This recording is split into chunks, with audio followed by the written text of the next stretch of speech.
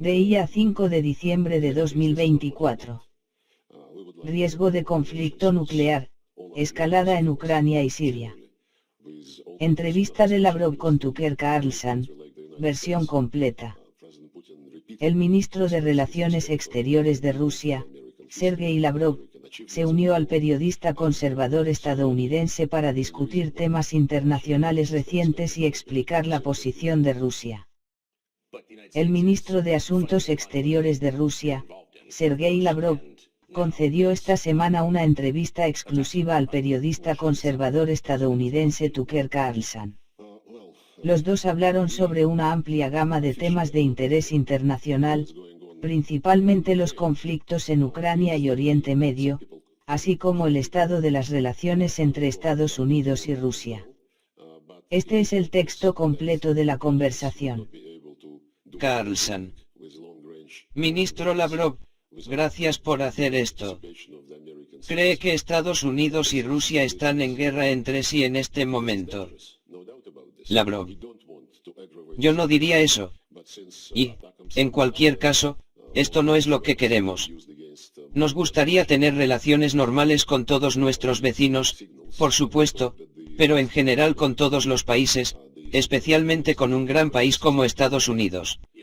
Y el presidente Vladimir Putin ha expresado repetidamente su respeto por el pueblo estadounidense, por la historia estadounidense, por los logros estadounidenses en el mundo, y no vemos ninguna razón por la que Rusia y Estados Unidos no puedan cooperar por el bien del universo.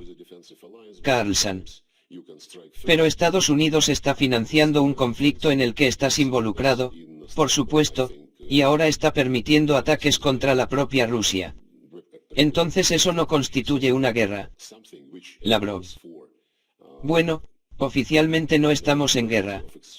Pero lo que está ocurriendo en Ucrania es lo que algunos llaman una guerra híbrida. Yo también lo llamaría una guerra híbrida, pero es obvio que los ucranianos no podrían hacer lo que están haciendo con armas modernas de largo alcance sin la participación directa de los militares estadounidenses. Y esto es peligroso, de eso no hay duda. No queremos agravar la situación, pero dado que los misiles antiaéreos y otras armas de largo alcance se están utilizando contra la Rusia continental, por así decirlo, estamos enviando señales. Esperamos que la última, hace un par de semanas, la señal con el nuevo sistema de armas llamado Oresnik, haya sido tomada en serio. Sin embargo, también sabemos que algunos funcionarios en el Pentágono y en otros lugares, incluida la OTAN, comenzaron a decir en los últimos días algo así como que la OTAN es una alianza defensiva. Pero a veces se puede golpear primero porque el ataque es la mejor defensa. Algunos otros en Stratcom, Thomas Buchanan es su nombre, representante de Stratcom, dijo algo que permite una eventualidad de intercambio de ataques nucleares limitados. Y este tipo de amenazas son realmente preocupantes. Porque si están siguiendo la lógica que algunos occidentales han estado pronunciando últimamente, que no creen que Rusia tenga líneas rojas, anunciaron sus líneas rojas, estas líneas rojas se están moviendo una y otra vez. Este es un error muy grave. Eso es lo que me gustaría decir en respuesta a esta pregunta. No somos nosotros los que empezamos la guerra. Putin ha dicho en repetidas ocasiones que hemos iniciado la operación militar especial para poner fin a la guerra que el régimen de Kiev estaba llevando a cabo contra su propio pueblo en partes de Donbass. Y justo en su última declaración, el presidente Putin indicó claramente que estamos preparados para cualquier eventualidad. Pero preferimos firmemente una solución pacífica a través de negociaciones sobre la base del respeto a los intereses legítimos de seguridad de Rusia, y sobre la base del respeto a las personas que viven en Ucrania, que todavía viven en Ucrania, siendo rusos. Sus derechos humanos básicos, los derechos lingüísticos y los derechos religiosos, han sido exterminados por una serie de leyes aprobadas por el Parlamento ucraniano. Comenzaron mucho antes de la operación militar especial.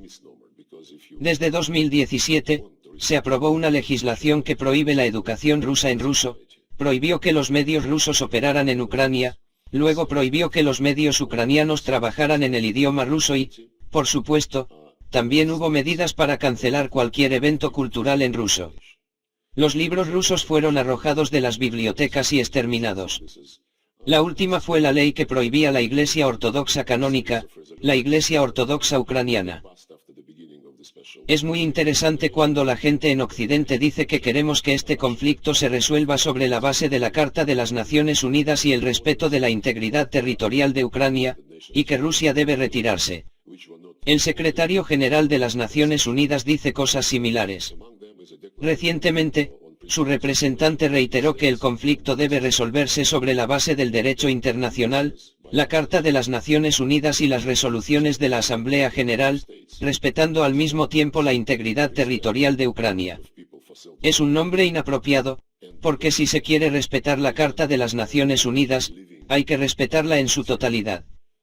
La Carta de las Naciones Unidas, entre otras cosas, dice que todos los países deben respetar la igualdad de los estados y el derecho de los pueblos a la autodeterminación.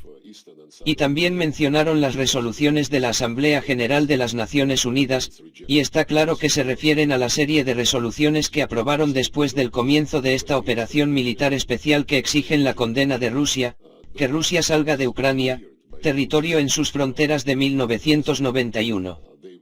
Pero hay otras resoluciones de la Asamblea General de las Naciones Unidas que no fueron votadas, pero que fueron consensuadas, y entre ellas se encuentra una declaración sobre los principios de las relaciones entre los estados sobre la base de la Carta.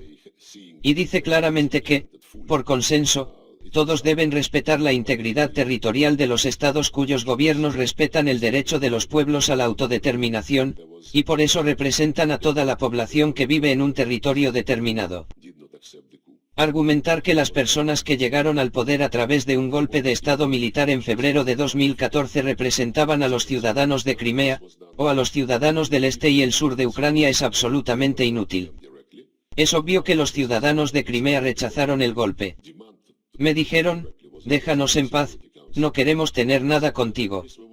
Así lo hicimos, Donbass y Crimea celebraron referéndums y se reincorporaron a Rusia. Donbass fue declarado grupo terrorista por los golpistas que llegaron al poder.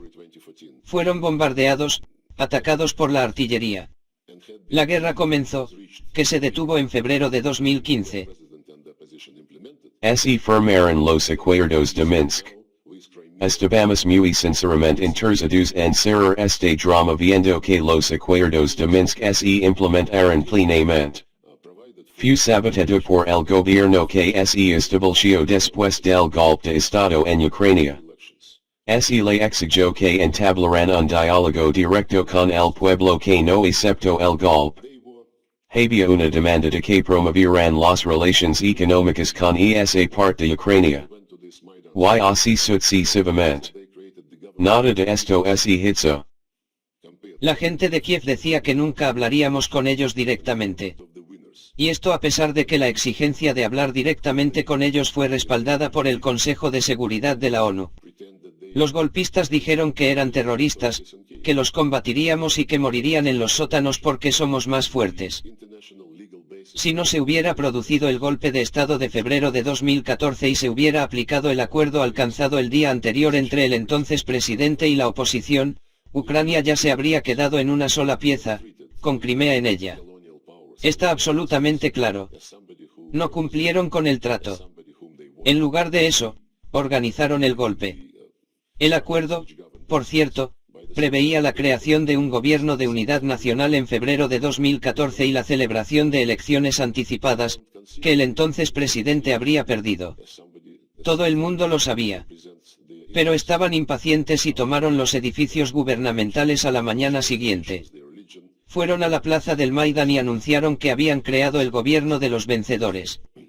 Compárese el gobierno de unidad nacional para preparar las elecciones y el gobierno de los vencedores. ¿Cómo puede el pueblo al que, en su opinión, han derrotado, pretender que respeta a las autoridades de Kiev? Como ustedes saben, el derecho a la libre determinación es la base jurídica internacional para el proceso de descolonización que tuvo lugar en África sobre la base de este principio de la Carta, el derecho a la libre determinación. La gente de las colonias nunca trató a sus poderes coloniales, a sus amos coloniales, como a alguien que los representa, como a alguien a quien quieren ver en las estructuras que gobiernan esas tierras. De la misma manera, la gente del este y el sur de Ucrania, la gente de Donbass y Novorossiya, no consideran al régimen de Zelensky como algo que represente sus intereses. ¿Cómo pueden hacer eso cuando su cultura, su idioma, sus tradiciones, su religión, todo esto estaba prohibido? El último punto es que si hablamos de la Carta de las Naciones Unidas, de las resoluciones, del derecho internacional, el primer artículo de la Carta de las Naciones Unidas, que Occidente nunca recuerda en el contexto ucraniano, dice, respetar los derechos humanos de todos, independientemente de su raza, género, idioma o religión. Toma cualquier conflicto.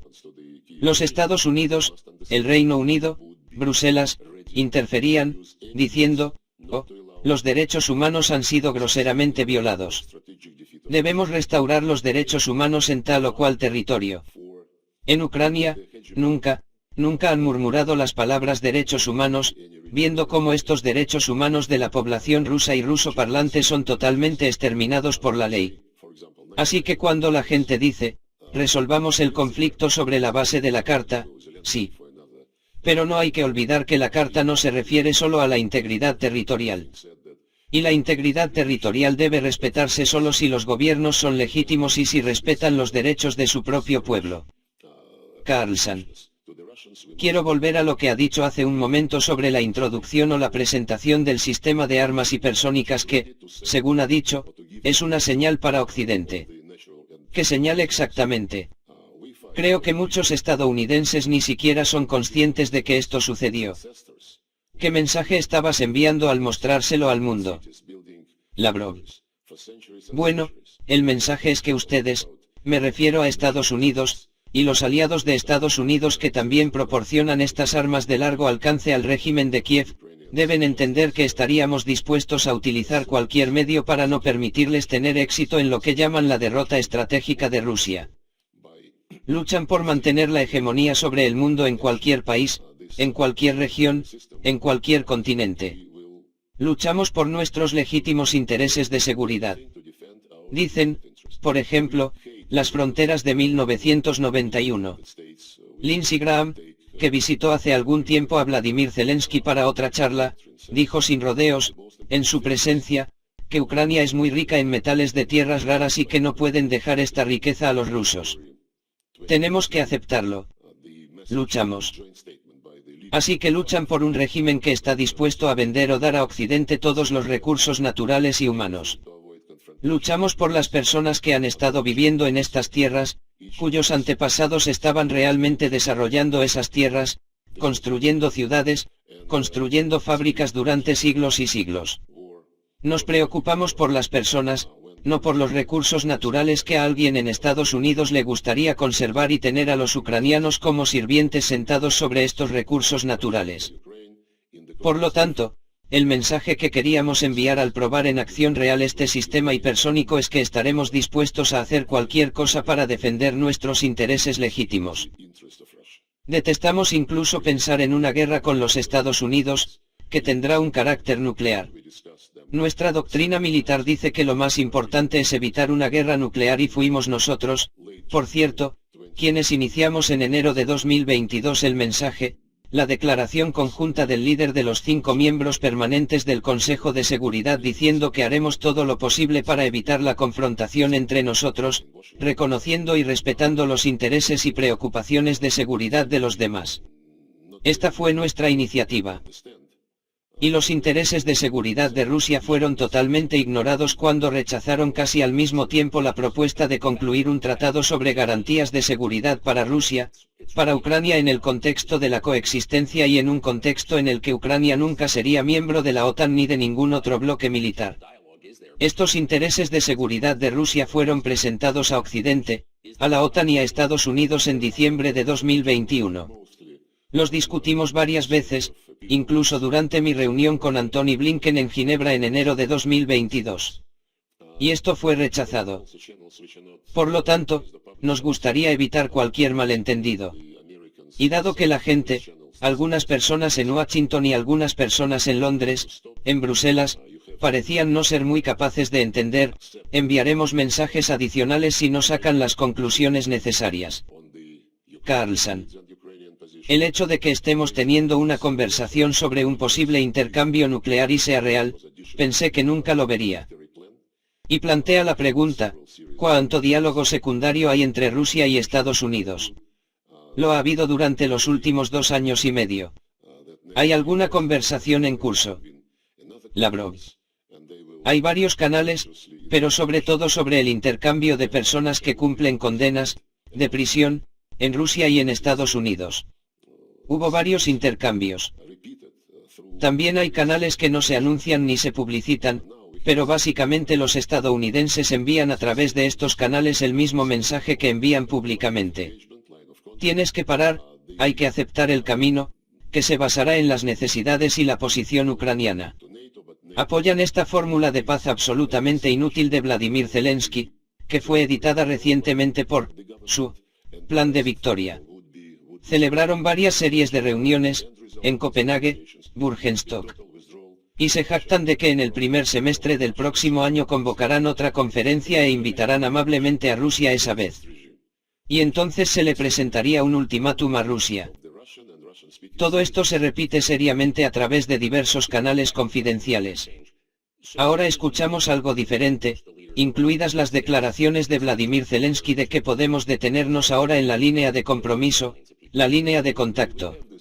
El gobierno ucraniano será admitido en la OTAN, pero las garantías de la OTAN en esta etapa cubrirían solo el territorio controlado por el gobierno, y el resto estaría sujeto a negociaciones. Pero el resultado final de estas negociaciones debe ser la retirada total de Rusia de suelo ucraniano. Dejar al pueblo ruso en manos del régimen nazi, que exterminó todos los derechos de los ciudadanos rusos y rusoparlantes de su propio país. Carlson. Si pudiera volver a la cuestión del intercambio nuclear. Por lo tanto, no existe ningún mecanismo por el cual los líderes de Rusia y Estados Unidos puedan hablar entre sí para evitar el tipo de malentendido que podría matar a cientos de millones de personas. Lavrov. No. Tenemos este canal que se activa automáticamente cuando se produce el lanzamiento de un misil balístico. En este caso el misil balístico hipersónico de medio alcance Oresnik. Con 30 minutos de anticipación, el sistema envió el mensaje a los Estados Unidos. Sabían que este era el caso y que no lo confundían con algo más grande y realmente peligroso. Carlson. Creo que el sistema suena muy peligroso. Lavrov. Bueno, fue un lanzamiento de prueba, ya sabes. Carlson. Sí. Oh, estás hablando de la prueba, está bien. Pero me pregunto qué tan preocupado está de eso, considerando que no parece haber mucha conversación entre los dos países. Ambas partes hablan de exterminar a las poblaciones de la otra. Que esto de alguna manera podría salirse de control en un periodo muy corto y nadie podría detenerlo. Parece increíblemente imprudente. Lavrov. No estamos hablando de exterminar a la población de nadie. Nosotros no empezamos esta guerra. Hemos estado, durante años y años y años, enviando advertencias de que empujar a la OTAN cada vez más cerca de nuestras fronteras va a crear un problema. En 2007, Putin comenzó a explicar esto a la gente que parecía estar superada por el fin de la historia y ser dominante, sin desafío, y así sucesivamente. Y, por supuesto, cuando se produjo el golpe, los estadounidenses no ocultaron que estaban detrás de él. Hay una conversación entre Victoria Nuland y el entonces embajador estadounidense en Kiev en la que discuten sobre las personalidades que se incluirán en el nuevo gobierno después del golpe. Se mencionó la cifra de $5.000 millones gastados en Ucrania después de la independencia como garantía de que todo sería como quieren los estadounidenses. Así que no tenemos ninguna intención de exterminar al pueblo ucraniano. Son hermanos y hermanas para el pueblo ruso. Carlson. ¿Cuántos han muerto hasta ahora, según cree, en ambos bandos? Lavrov. No es revelado por los ucranianos. Vladimir Zelensky decía que hay mucho menos de 80.000 personas en el lado ucraniano. Pero hay una cifra muy fiable. En Palestina, un año después de que los israelíes iniciaran su operación en respuesta a este atentado terrorista, que condenamos. Y esta operación, por supuesto, adquirió la proporción de castigo colectivo, lo que también va en contra del derecho internacional humanitario. Así, durante un año después del inicio de la operación en Palestina, el número de se estima que 45.000 civiles palestinos muertos. Esto es casi el doble del número de civiles de ambos lados del conflicto ucraniano que murieron durante 10 años después del golpe. 1 año y 10 años. Así que es una tragedia en Ucrania. Es un desastre en Palestina, pero nunca tuvimos como objetivo matar gente. Y el régimen ucraniano lo hizo. El jefe de la oficina de Vladimir Zelensky dijo una vez que nos aseguraremos de que ciudades como Kharkov, Nikolai olviden lo que significa ruso. Otro hombre de su oficina declaró que los ucranianos deben exterminar a los rusos a través de la ley o, si es necesario, físicamente. El ex embajador ucraniano en Kazajistán, Piotr Vrublevsky, se hizo famoso al dar una entrevista y mirar a la cámara, que estaba siendo grabada y transmitida, dijo: nuestra principal tarea es matar a tantos rusos como podamos para que nuestros hijos tengan menos cosas que hacer. Y declaraciones como esta están en todo el vocabulario del régimen. Carlson. ¿Cuántos rusos en Rusia han sido asesinados desde febrero de 2022? Lavrov. No me corresponde a mí revelar esta información. En la época de las operaciones militares existen reglas especiales. Nuestro Ministerio de Defensa sigue estas reglas. Pero hay un hecho muy interesante que cuando Vladimir Zelensky no estaba jugando en un escenario internacional, sino en su club de comedia o como se llame, hay vídeos de ese periodo, defendiendo sin rodeos el idioma ruso. Él decía: ¿qué hay de malo en el idioma ruso? Hablo ruso. Los rusos son nuestros vecinos. El ruso es uno de nuestros idiomas. Y perderse, dijo, ante aquellos que querían atacar el idioma ruso y la cultura rusa. Cuando Vladimir Zelensky se convirtió en presidente, cambió muy rápido. Antes de la operación militar, en septiembre de 2021, fue entrevistado, y en ese momento estaba llevando a cabo la guerra contra Donbass en violación de los acuerdos de Minsk. Y el entrevistador le preguntó qué pensaba de las personas al otro lado de la línea de contacto. Respondió muy pensativo: hay personas y hay especies. Y si usted, que vive en Ucrania, se siente asociado con la cultura rusa, mi consejo para usted, por el bien de sus hijos, por el bien de sus nietos, váyase a Rusia. Y si este tipo quiere volver a someter a los rusos y a la gente de cultura rusa a su integridad territorial, eso demuestra que no es adecuado. Carlson. Entonces, ¿cuáles son los términos bajo los cuales Rusia cesaría las hostilidades? ¿Qué estás pidiendo? Lavrov. Hace 10 años, en febrero de 2014, solo pedíamos que se implementara el acuerdo entre el presidente y la oposición para tener un gobierno de unidad nacional, para celebrar elecciones anticipadas. El acuerdo estaba firmado. Y pedíamos que se cumpliera este acuerdo. Estaban absolutamente impacientes y agresivos. Y fueron, por supuesto, empujados, no tengo la menor duda, por los estadounidenses, porque si Victoria Nuland y el embajador de los Estados Unidos acordaron la composición del gobierno, ¿por qué esperar 5 meses para celebrar elecciones anticipadas? La siguiente vez que estuvimos a favor de algo fue cuando se firmaron los acuerdos de Minsk. Yo estuve allí. Las negociaciones duraron 17 horas, bueno, Crimea se había perdido en ese momento porque de referéndum. Y nadie, incluido mi colega John Kerry, se reunió con nosotros, nadie en Occidente estaba preocupado por la cuestión de Crimea. Todo el mundo estaba concentrado en Donbass. Y los acuerdos de Minsk preveían la integridad territorial de Ucrania, menos Crimea, que ni siquiera se planteó, y un estatus especial para una parte muy pequeña de Donbass, no para todo Donbass, ni para Novorossiya en absoluto. Parte de Donbass, en virtud de estos acuerdos de Minsk, aprobados por el Consejo de Seguridad, debería tener derecho a hablar ruso, a enseñar ruso, a estudiar en ruso, a tener fuerzas del orden locales, como en los estados de EU, a ser consultado cuando los jueces y fiscales son nombrados por la autoridad central, y a tener algunas conexiones económicas facilitadas con las regiones vecinas de Rusia. Eso es todo. algo que el presidente Meiran prometió dar a Córcega y todavía está considerando cómo hacerlo. Y cuando estos acuerdos fueron saboteados todo el tiempo por Piotr Poroshenko y luego por Vladimir Zelensky. Ambos, por cierto, llegaron a la presidencia con la promesa de paz. Y ambos mintieron. Así que cuando estos acuerdos de Minsk fueron saboteados hasta el punto de que vimos los intentos de tomar esta pequeña parte de Donbass por la fuerza, y nosotros, como explicó el presidente Putin, en ese momento, sugerimos estos acuerdos de seguridad a la OTAN y a los Estados Unidos, lo que fue rechazado. Y cuando Ucrania y sus patrocinadores lanzaron el Plan B, tratando de tomar esta parte de Donbass por la fuerza, fue entonces cuando lanzamos la operación militar especial. Si hubieran implementado los acuerdos de Minsk, Ucrania sería de una sola pieza, menos Crimea. Pero incluso entonces, cuando los ucranianos, después de que iniciamos la operación, sugirieron negociar, estuvimos de acuerdo, hubo varias rondas en Bielorrusia, y una después se trasladaron a Estambul. Y en Estambul, la delegación ucraniana puso un papel sobre la mesa que decía, esos son los principios sobre los que estamos dispuestos a acordar. Y aceptamos esos principios. Carlson.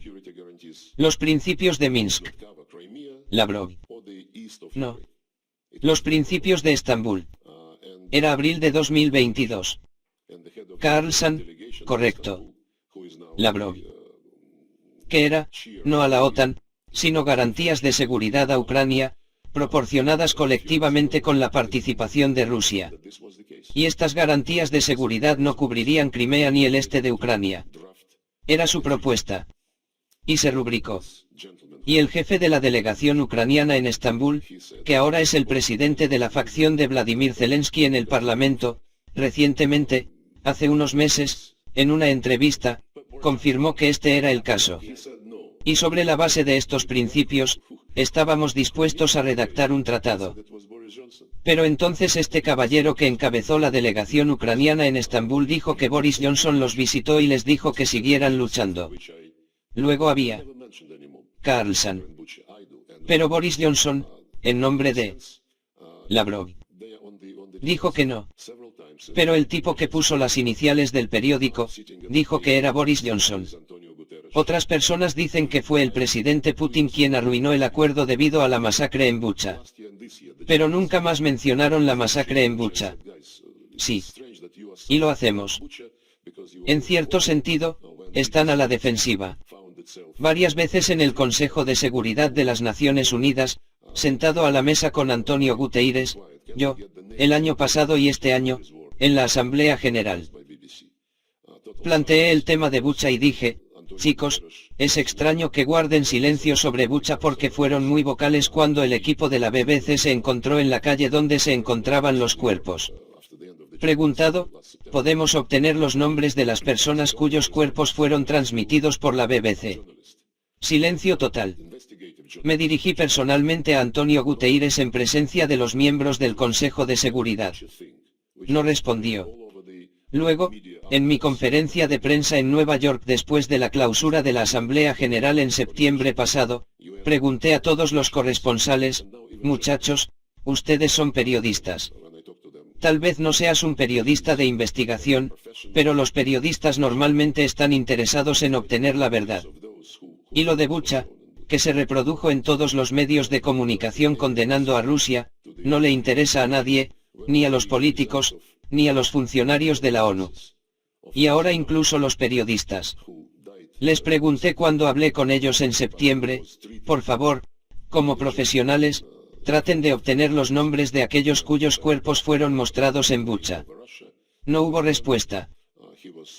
Al igual que no tenemos ninguna respuesta a la pregunta, ¿dónde están los resultados del análisis médico de Alexei Navalny, quien murió recientemente, pero que fue tratado en Alemania en el otoño de 2020? Cuando se sintió mal en un avión sobre Rusia, el avión aterrizó. Fue tratado por los médicos rusos en Siberia. Entonces los alemanes quisieron llevárselo. Inmediatamente permitimos que llegara el avión. Se lo llevaron. En menos de 24 horas, estaba en Alemania. Y luego los alemanes siguieron diciendo que lo habíamos envenenado. Y ahora los análisis confirmaron que fue envenenado. Pedimos que nos dieran los resultados de las pruebas. Dijeron, no, se lo damos a la Organización de Armas Químicas. Fuimos a esta organización, somos miembros, y dijimos, nos pueden mostrar, porque este es nuestro ciudadano, estamos acusados de haberlo envenenado. Dijeron que los alemanes nos dijeron que no se lo diéramos. No encontraron nada en el hospital civil, y el anuncio de que fue envenenado se hizo después de que fuera tratado en el hospital militar de la banda Suer. Así que parece que este secreto no se va. Carlson. Entonces, ¿cómo murió Navalny? Lavrov. Bueno, murió cumpliendo la condena en Rusia. Por lo que se informó, de vez en cuando no se sentía bien. Esta fue otra razón por la que seguimos preguntando a los alemanes, ¿pueden mostrarnos los resultados que encontraron? ¿Por qué no encontramos lo que ellos encontraron? ¿Y lo que le hicieron? No lo sé. Carlson. ¿Qué le hicieron los alemanes? Lavrov. Sí, porque no se lo explican a nadie, ni siquiera a nosotros. O tal vez se lo expliquen a los americanos. Tal vez esto sea creíble. Pero nunca nos dijeron cómo lo trataron, qué encontraron y qué métodos estaban usando. Carlson. ¿Cómo crees que murió? Lavrov. No soy médico. Pero para que alguien pueda adivinar, incluso para que los médicos intenten adivinar, necesitan tener información. Y si la persona fue llevada a Alemania para ser tratada después de haber sido envenenada, los resultados de las pruebas no pueden ser secretos. Todavía no podemos obtener nada creíble sobre el destino de los Skripal, Sergei Skripal y su hija. La información no se nos proporciona. Él es nuestro ciudadano, ella es nuestra ciudadana. Tenemos todos los derechos y los convenios de los que el Reino Unido es parte para obtener información. Carlson.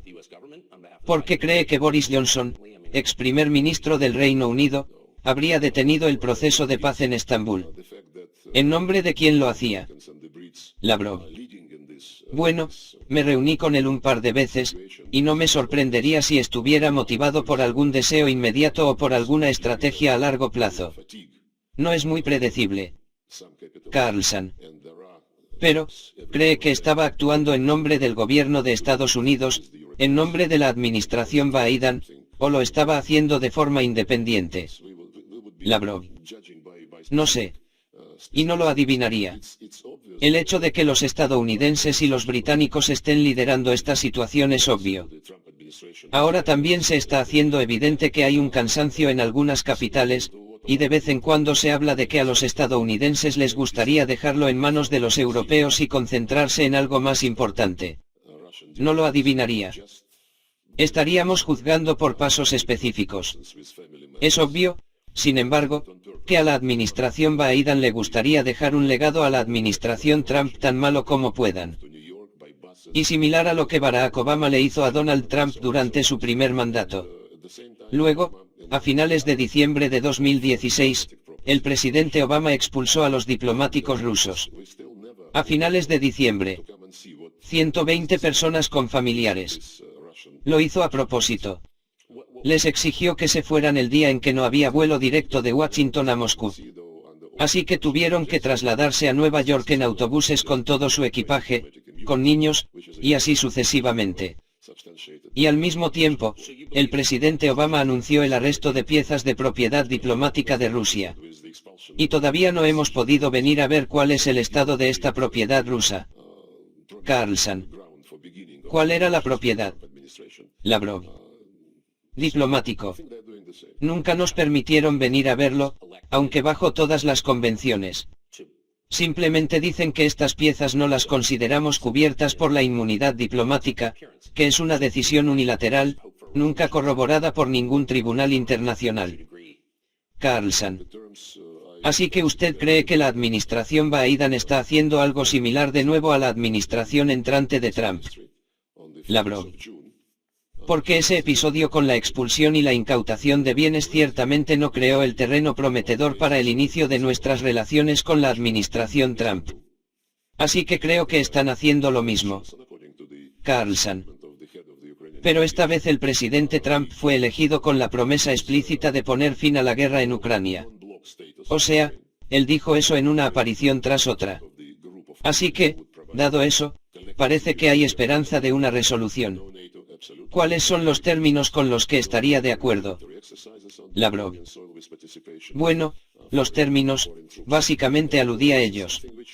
Cuando el presidente Putin habló en este Ministerio de Relaciones Exteriores el 14 de junio, reiteró una vez más que estábamos dispuestos a negociar sobre la base de los principios que fueron acordados en Estambul y rechazados por Boris Johnson, según la declaración del jefe de la delegación ucraniana.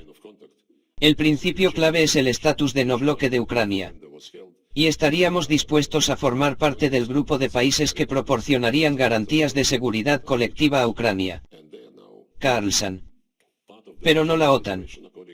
Lavrov. No a la OTAN. Absolutamente.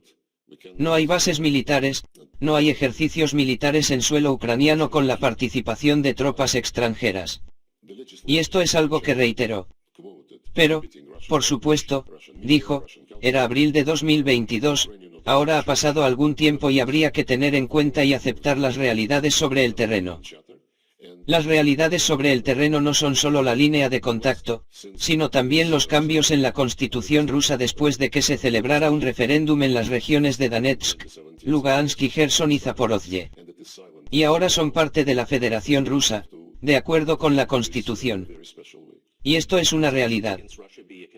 Y, por supuesto, no podemos tolerar un acuerdo que mantenga la legislación que prohíbe el idioma ruso, los medios de comunicación rusos, la cultura rusa, la Iglesia Ortodoxa ucraniana, porque es una violación de las obligaciones de Ucrania en virtud de la Carta de las Naciones Unidas, y hay que hacer algo al respecto.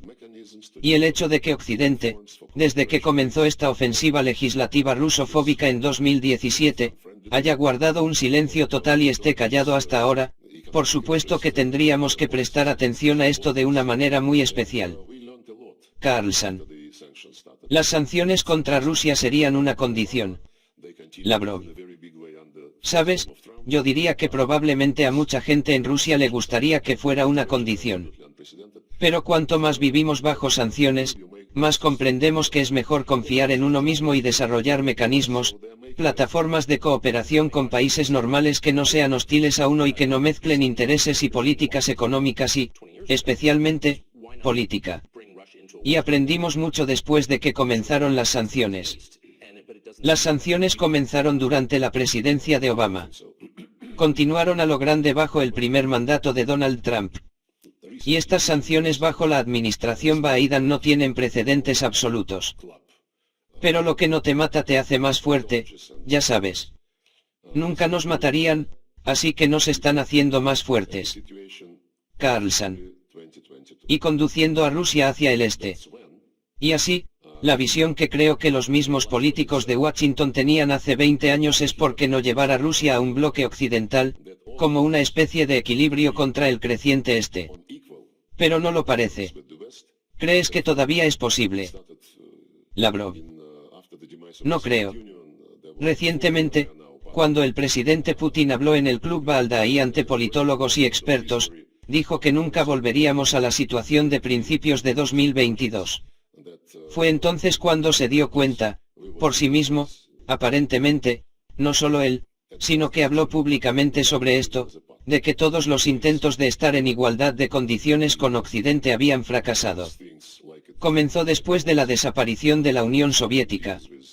Había euforia, ahora somos parte del mundo liberal, del mundo democrático, del fin de la historia. Pero muy pronto quedó claro para la mayoría de los rusos que en la década de 1990 se nos trataba como en el mejor de los casos como un socio menor, tal vez ni siquiera como un socio, sino como un lugar donde Occidente puede organizar las cosas como quiera, llegando a acuerdos con oligarcas, comprando recursos y activos. Y luego, probablemente, los estadounidenses decidieron que Rusia está en su bolsillo. Boris Yeltsin, Bill Clinton, amigos, riendo, bromeando. Pero incluso al final del mandato de Boris Yeltsin, comenzó a contemplar que esto no era algo que quisiera para Rusia. Y creo que esto fue muy obvio cuando nombró a Vladimir Putin primer ministro, y luego se fue antes, y bendijo a Vladimir Putin como su sucesor para las elecciones que se avecinaban y que Putin ganó. Pero cuando Vladimir Putin se convirtió en presidente, estaba muy abierto a la cooperación con Occidente. Y lo menciona con bastante regularidad cuando habla con entrevistadores o en algunos eventos internacionales. Estuve presente cuando se reunió con George Bush Jr., con Barack Obama. Bueno, después de la reunión de la OTAN en Bucarest, a la que siguió la cumbre OTAN-Rusia en 2008, cuando anunciaron que Georgia y Ucrania estarían en la OTAN.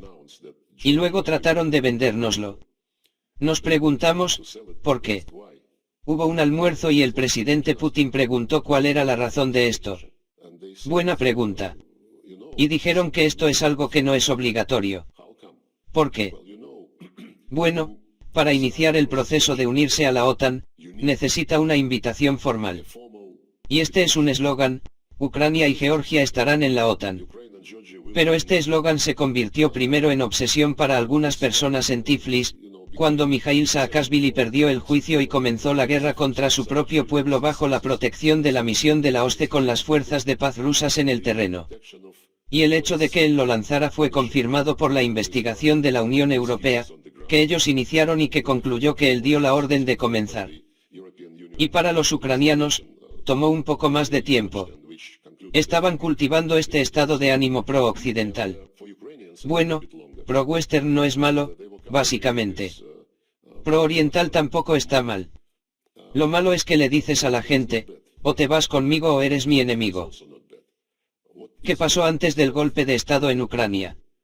En 2013, el presidente de Ucrania, Viktor Yanukovych, negoció con la Unión Europea un acuerdo de asociación que anularía los aranceles sobre la mayoría de los productos ucranianos a la Unión Europea y viceversa.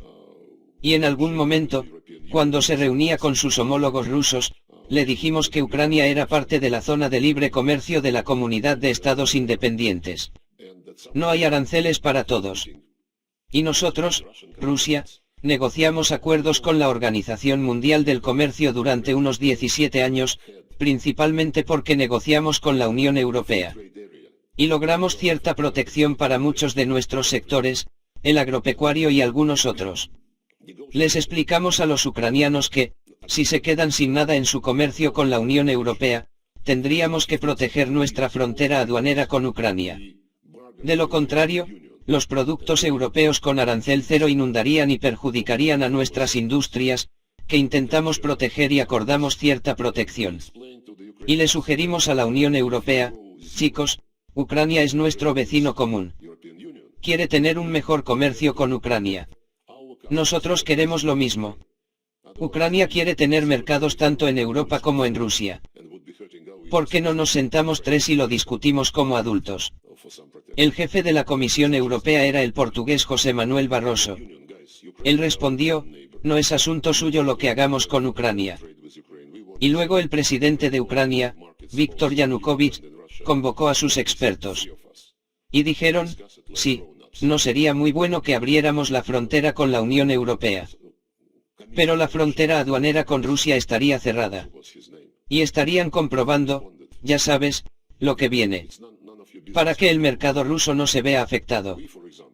Así que anunció en noviembre de 2013 que no podía firmar el acuerdo de inmediato, y pidió a la Unión Europea que lo pospusiera hasta el próximo año. Ese fue el detonante del Maidán, que fue lanzado inmediatamente y terminado por el golpe. Así que mi punto es que esto es uno o lo otro. En realidad, el primer golpe de Estado tuvo lugar en 2004, cuando tras la segunda vuelta de las elecciones, el mismo Viktor Yanukovych ganó la presidencia. Occidente levantó el cielo y presionó al Tribunal Constitucional de Ucrania para que dictaminara que debía haber una tercera vuelta. La Constitución de Ucrania dice que solo puede haber dos rondas.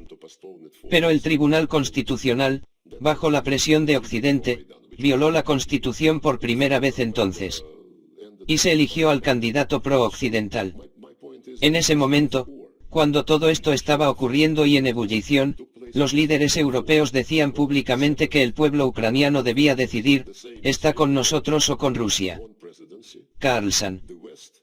pero es la forma en que se comportan los países grandes. Quiero decir, hay ciertas órbitas, y ahora son los BRICS contra la OTAN, Estados Unidos contra China. Y parece que estás diciendo que la alianza ruso-china es permanente. Lavrov. Bueno, somos vecinos. Y, por supuesto, la geografía es muy importante. Carlson. Pero también sois vecinos de Europa Occidental. Y tú eres parte de ello, en efecto. Lavrov. A través de Ucrania, Europa Occidental quiere llegar a nuestras fronteras. Y hubo planes que se discutieron casi abiertamente para poner bases navales británicas en el mar de Azov. Crimea estaba en el punto de mira. Soñar con crear una base de la OTAN en Crimea y así sucesivamente. Mire, hemos sido muy amigos con Finlandia, por ejemplo.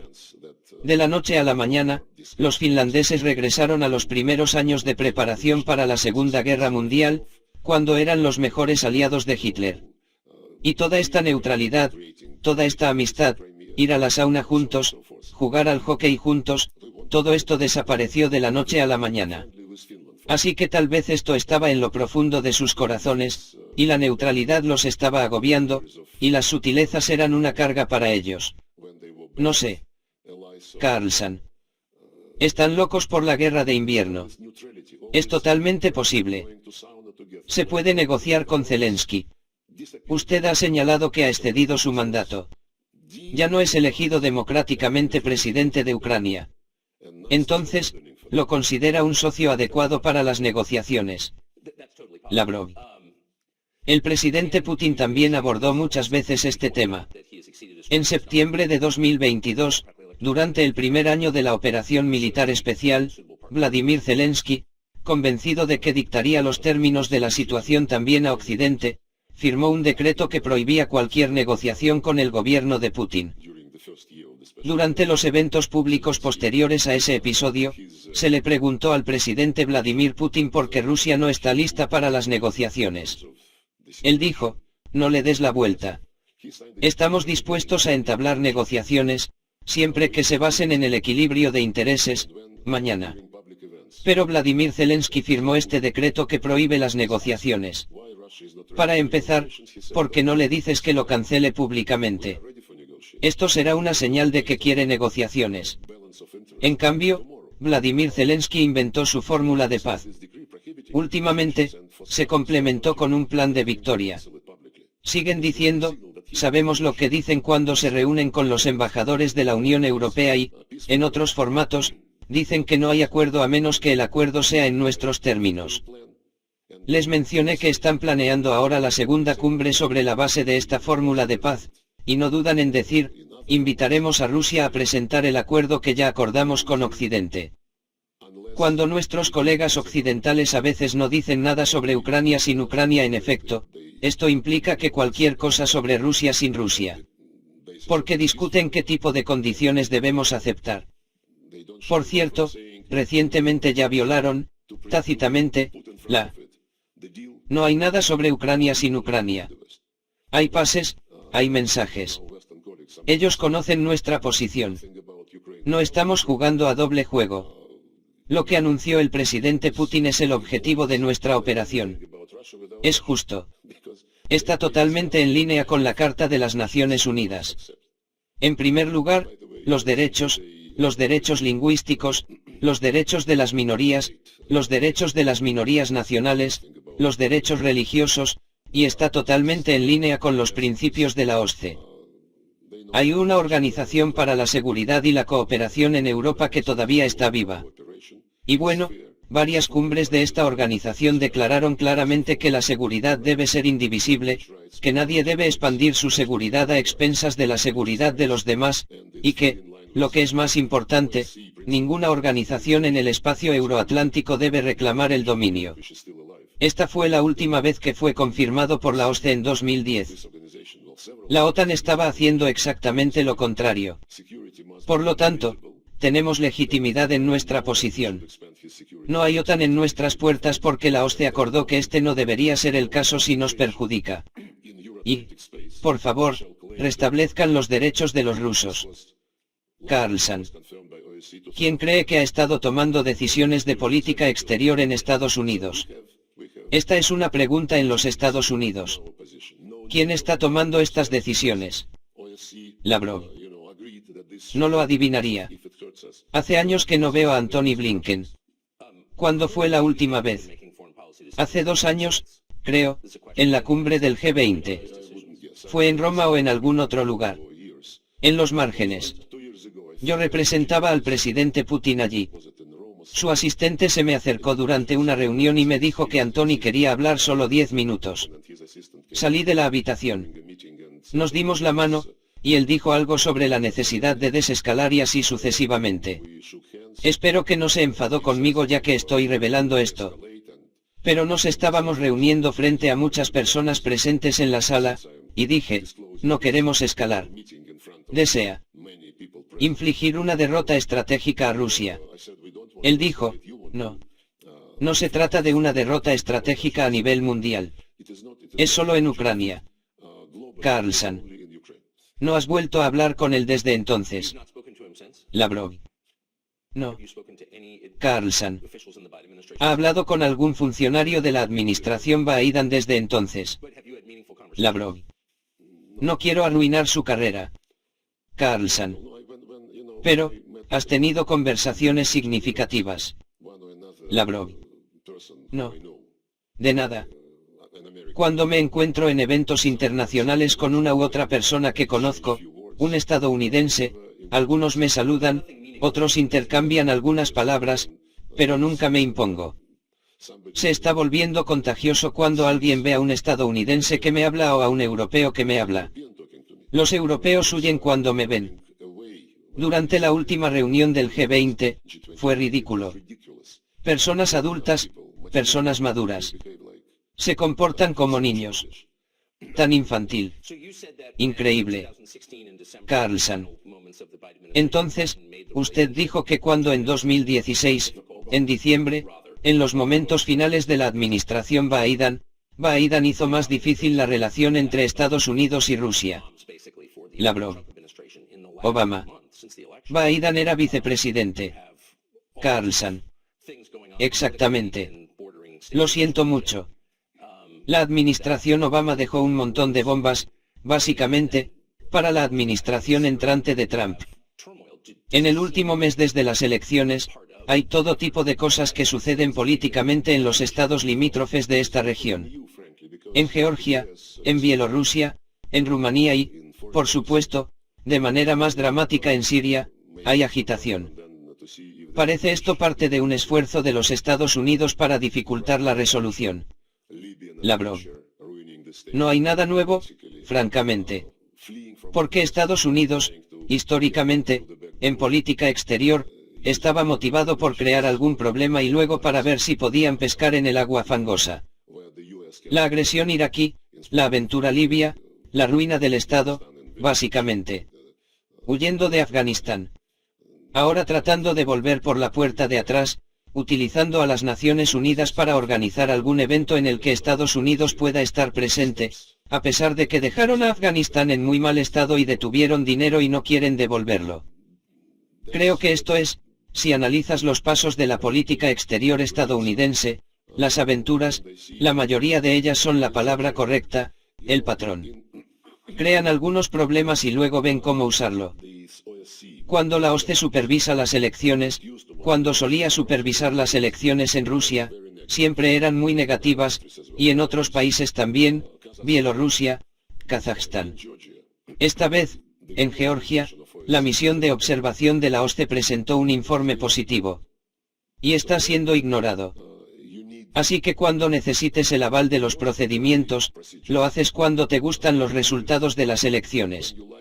Si no te gustan los resultados de las elecciones, los ignoras.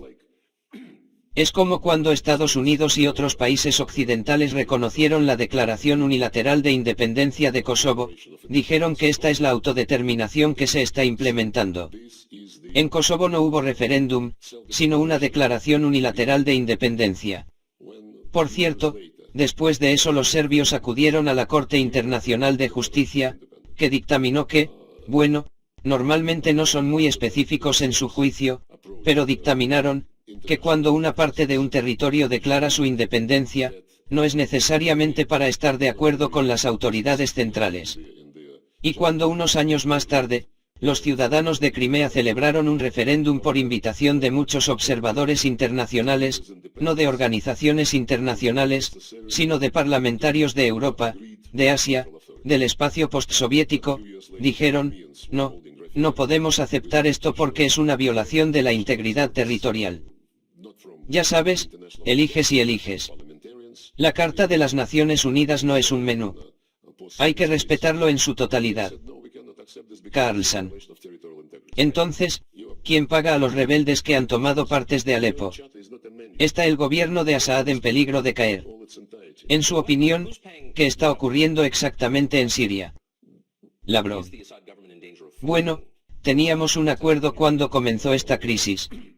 Organizamos el proceso de Astana, Rusia, Turquía e Irán. Nos reunimos regularmente. Está previsto celebrar otra reunión antes de finales de año o principios del próximo, para examinar la situación sobre el terreno. Las reglas del juego son ayudar a los sirios a llegar a un acuerdo entre sí y evitar que las amenazas separatistas se fortalezcan. Eso es lo que están haciendo los estadounidenses en el este de Siria cuando preparan a algunos separatistas kurdos utilizando las ganancias del petróleo y el grano vendidos, los recursos que ocupan. Este formato de Astana es una combinación útil de jugadores, si lo deseas. Estamos muy preocupados. Y cuando esto sucedió, con Alepo y alrededores, tuve una conversación con el ministro turco de Asuntos Exteriores y con un colega iraní. Acordamos tratar de reunirnos esta semana. Esperemos que sea en Doha, al margen de esta conferencia internacional. Nos gustaría discutir la necesidad de volver a la aplicación estricta de los acuerdos sobre el área de Idlib, porque la zona de distensión de Idlib fue el lugar desde donde los terroristas se trasladaron para tomar Alepo. Los acuerdos alcanzados en 2019 y 2020 preveían que nuestros amigos turcos controlaran la situación en la zona de distensión de Idlib y separaran a Hayat Tahrir al-Sham, antigua al-Nusra, de la oposición, que no es terrorista y coopera con Turquía. Y otro acuerdo fue la apertura de la ruta M5 de Damasco a Alepo, que ahora también está completamente tomada por los terroristas. Por lo tanto, nosotros, como ministros de Relaciones Exteriores, discutiríamos la situación, con suerte, el próximo viernes. Y las Fuerzas Armadas de los tres países y el personal de seguridad están en contacto entre sí. Carlson. Pero los grupos islamistas, los terroristas que acaba de describir, ¿quién los respalda? Lavrov. Bueno, tenemos algo de información. Quisiéramos debatir con todos nuestros asociados en este proceso la manera de cortar los canales de financiación y de armarlos. La información que se está difundiendo y que es de dominio público menciona, entre otros, a los estadounidenses, a los británicos. Algunas personas dicen que Israel está interesado en agravar esta situación. De modo que Gaza no está bajo un escrutinio muy cercano. Es un juego complicado. Son muchos los actores que intervienen. Espero que el contexto que estamos planeando para esta semana ayude a estabilizar la situación. Carlson. ¿Qué opinas de Donald Trump? Lavrov. Me reuní con él varias veces cuando se reunía con el presidente Putin y cuando me recibió 2 veces en el despacho Oval cuando estaba de visita para mantener conversaciones bilaterales. Bueno, creo que es una persona muy fuerte. Una persona que quiere resultados. A quien no le gusta procrastinar en cualquier cosa. Esta es mi impresión. Es muy amigable en las discusiones. Pero esto no significa que sea prorruso como algunos intentan presentarlo. La cantidad de sanciones que recibimos bajo la administración Trump fue muy grande. Respetamos cualquier elección que haga el pueblo cuando vote. Respetamos la elección del pueblo estadounidense. Como dijo el presidente Putin, estamos y hemos estado abiertos todo el tiempo a los contactos con la actual administración. Esperamos que cuando Donald Trump asuma el cargo, lo entendamos. La pelota, como dijo el presidente Putin, está de su lado. Nunca cortamos nuestros contactos, nuestros lazos en la economía, el comercio, la seguridad, nada. Carlson. Mi última pregunta es, ¿qué tan sinceramente preocupado está por una escalada en el conflicto entre Rusia y Estados Unidos, sabiendo lo que hace? Lavrov. Bueno, empezamos con esta pregunta, más o menos. Carlson. Parece la pregunta central. Lavrov. Sí. Los europeos se susurran entre sí que no le corresponde a Vladimir Zelensky dictar los términos del acuerdo, sino a Estados Unidos y Rusia. No creo que debamos presentar nuestras relaciones como si dos hombres decidieran por todos. De nada. No es nuestro estilo. Preferimos los modales que dominan en los BRICS, en la Organización de Cooperación de Shanghái, donde realmente se encarna el principio de la Carta de las Naciones Unidas de la igualdad soberana de los estados. Estados Unidos no está acostumbrado a respetar la igualdad soberana de los estados. Cuando Estados Unidos dice que no podemos permitir que Rusia gane en Ucrania porque eso socavaría nuestro orden mundial basado en reglas. Y el orden mundial basado en reglas es la dominación estadounidense. Ahora, por cierto, la OTAN, al menos bajo la administración de Biden, está mirando a todo el continente euroasiático, las estrategias del Indo-Pacífico, el mar de China Meridional, el mar de China Oriental, ya está en la agenda de la OTAN. La OTAN está trasladando la infraestructura allí. AUKUS, construyendo un cuarteto del Indo-Pacífico 4 como lo llaman, Japón, Australia, Nueva Zelanda, Corea del Sur. Estados Unidos, Corea del Sur y Japón están construyendo una alianza militar con algunos componentes nucleares. Y Jens Stoltenberg, exsecretario general de la OTAN, el año pasado después de la cumbre dijo que la seguridad del Atlántico es indivisible de la seguridad del Indo-Pacífico. Cuando se le preguntó si significa que se va más allá de la defensa territorial, respondió, no, no va más allá de la defensa territorial, pero para defender nuestro territorio, necesitamos estar presentes allí. Este elemento de preferencia está cada vez más presente. No queremos la guerra con nadie. Y como dije, 5 estados nucleares declararon al más alto nivel en enero de 2022 que no queremos confrontaciones entre nosotros y que respetaremos los intereses y preocupaciones de seguridad de los demás. Y también declaró que la guerra nuclear nunca se puede ganar y, por lo tanto, la guerra nuclear no es posible. Y lo mismo se reiteró bilateralmente entre Rusia y Estados Unidos, Putin-Biden, cuando se reunieron en 2021 en Ginebra en junio. Básicamente, reprodujeron la declaración de Reagan-Gorbachov de 1987 de no a la guerra nuclear. Y esto es absolutamente de interés vital, y esperamos que esto también sea de interés vital para Estados Unidos. Lo digo porque hace algún tiempo John Kirby, que es el coordinador de comunicaciones de la Casa Blanca, estaba respondiendo a preguntas sobre la escalada y sobre la posibilidad de que se empleen armas nucleares. Y él dijo, oh, no queremos una escalada porque entonces si hay algún elemento nuclear, entonces nuestros aliados europeos sufrirían. Así que, incluso mentalmente, excluye que Estados Unidos pueda sufrir. Y esto es algo que hace que la situación sea un poco arriesgada. Podría ser que, si prevalece esta mentalidad, entonces se tomarían algunas medidas imprudentes, y esto es malo. Carlson, lo que usted está diciendo es que los responsables políticos estadounidenses se imaginan que podría haber un intercambio nuclear que no afecte directamente a Estados Unidos, y usted dice que eso no es cierto.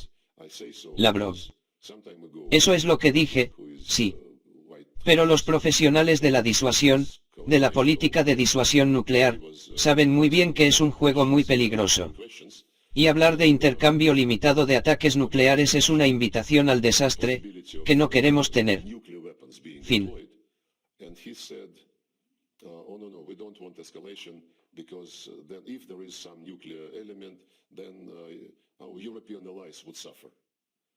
So even mentally, he excludes that the United States can suffer. And this is something which makes the situation a bit risky. It might, if this mentality prevails, then some reckless steps could be taken, and this is bad. So what I think you're saying is American policymakers imagine there could be a nuclear exchange that doesn't directly affect the United States, and you're saying that's not true. That's what I said, yes. No, but, professionals in deterrence, nuclear deterrence policy, they know very well that it's a very dangerous game. And to speak about a limited exchange of nuclear strikes is an invitation to disaster, which we don't want to happen. Mr. Lavrov, thank you very much. Thank you.